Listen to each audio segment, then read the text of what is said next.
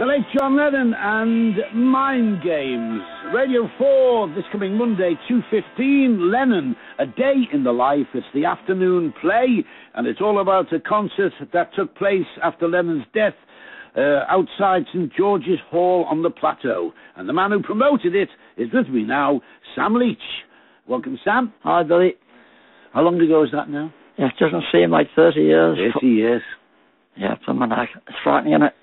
And we all know where we were when we heard about John. I was in bed when Radio City woke me up to tell me and to interview me on air. Where were you when you heard it? My daughter woke me up about 6:15 in the morning, 4:45 it might have been. And I just couldn't believe it. And the first thing I thought was, it might be the CIA have done something, because, you know, he was in trouble with them. Yeah. Then I thought, is it Yoko?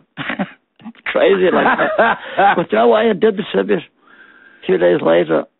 So when did you first decide to do the tribute? I was driving downtown with Joan and Vera and Gordon to Ladbroke for a meal, and I think it was Kieran Devaney on Radio City said they had an impromptu service in St. Stephen's.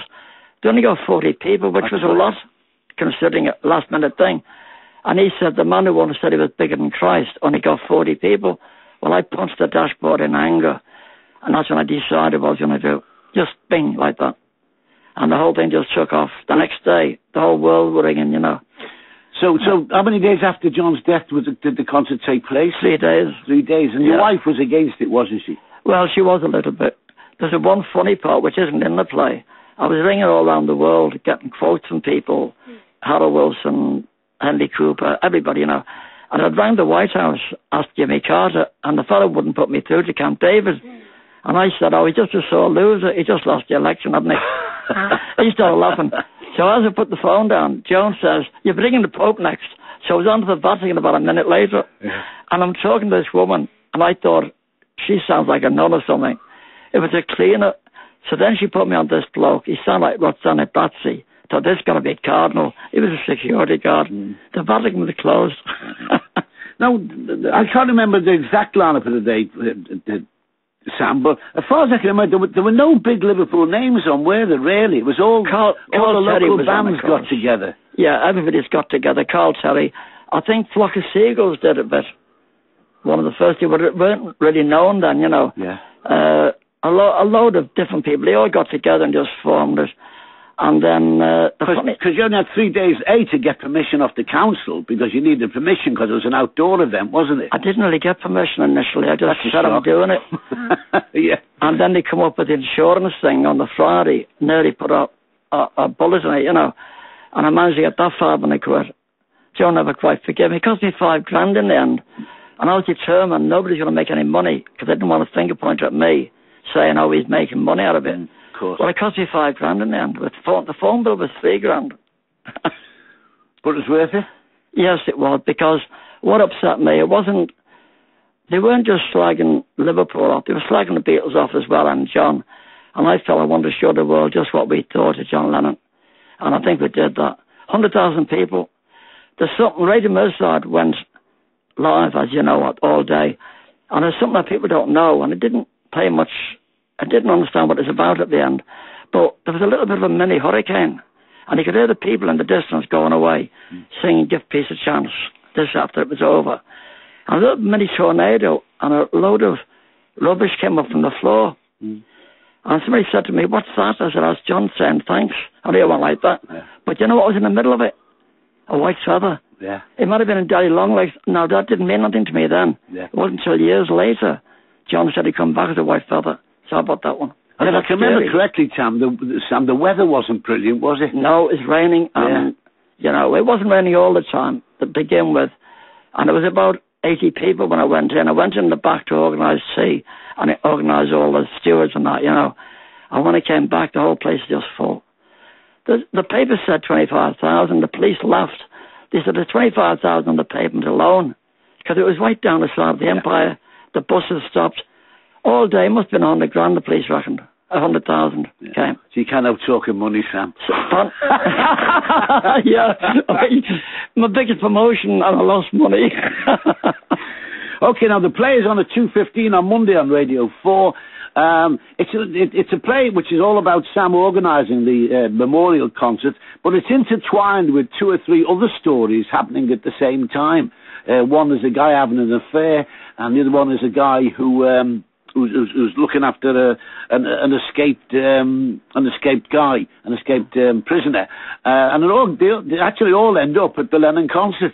Yeah, that's right, of course. Everybody did, didn't they? So let's have an excerpt from it, from this coming Monday's play, Lennon, A Day in the Life. As we welcome the first band on stage, Lord Mayor Jimmy Ross has just declared the people of Liverpool's tribute to John Lennon officially open. I split shift so I could be there today. You mucked that up, didn't you? Are you a rock and roller, Clive? It's to you. And what if I am? I don't get it myself. Loads of people die all the time.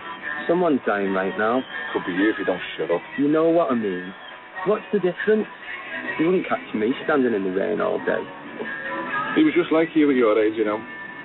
Rebellious, succulent, the odd skirmish with the law. What's a skirmish? Point is, he turned his life around.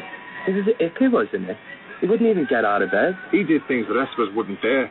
And he did them because he believed in them. That's why people will stand in the rain for him all day. Because there are things worth caring about in the world, you know. You might not think it, but there are. There has to be. Well, the sun's coming out on Merseyside, and so are the crowds. An estimated 25,000 people are gathered here in Lime Street to see the event taking place outside George's Hall. Where are you going? Now, hey, kidnap! Where are you taking me? Mr. Sam Leach. Now this next lot, they weren't even born in the Beatles' heyday. And by the look of it, nor were most of you. So give them a big hand. They're only 15. Let's hear it for Legal Matter!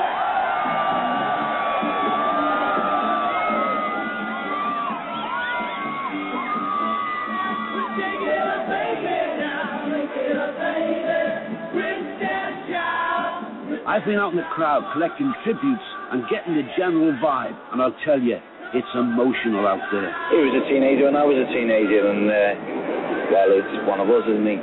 You know, he's one of my periods. I don't think he should have left Liverpool. He should have stayed here. So we used to shout John Lennon for president once when we were young. Yeah, he was good. He was very intelligent. Didn't think till I heard the news. He was part of us. He was part of the town, wasn't he? Okay, there's an excerpt from the play, and I don't know who's playing Sam Leach, but I was playing me. Yeah, I know you weren't. You did a good job, Billy. I'm the only one playing me. I know you am. You should let me play me.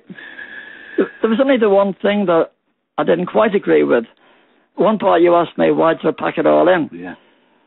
In the play I said, things get the better of it. Well, in actual fact, I packed it in, my wife and daughter. And Joan often used to think I had regrets about that. No way. I got 4 lovely kids, 4 grandkids. Mm. And Joan and I are split now, but we're still good friends. Yeah. But I packed it in for her. Yeah. And all I came back now and again, did a few odd things, you know, just to keep my hand in, you know. But you never thought there'd be a play written about that event, did you? No, and no. Especially written by the 2 guys who've written for Tony Hancock and lots of other people. They did. And our own Lizzie Norrie, who was my guest in the week, has adapted it for radio. Yeah, I heard her sing. I listened to your programme. Yeah. That reminds me, buddy, there's one programme you had on a few months ago about country and western songs that were funny ones. Oh, yeah, yeah. Could you email me the website? Yeah, okay. Or just tell me what it was, because I'm looking for it. They're the ones with the funny titles. I had to stop the car. I was laughing that much. I know. There's some great titles. And they are all original songs. I know. I couldn't believe it. Well, what was the website? I'll dig it out for you. All right, okay. The one I liked was, get your tongue out of me mouth, I'm kissing you goodbye. Yeah. You know one thing? And if you see me getting smaller, it's because I'm leaving you. That's right. You know what? Do you remember with the Len Fairclough thing we did, or when he left Coronation Street? That was funny, wasn't it? Mm. Do you remember that one? Well, we did another one.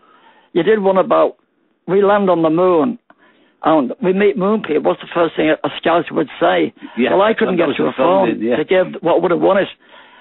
I would have said, hey, Billy, they want us a footy match. Do away goals count double?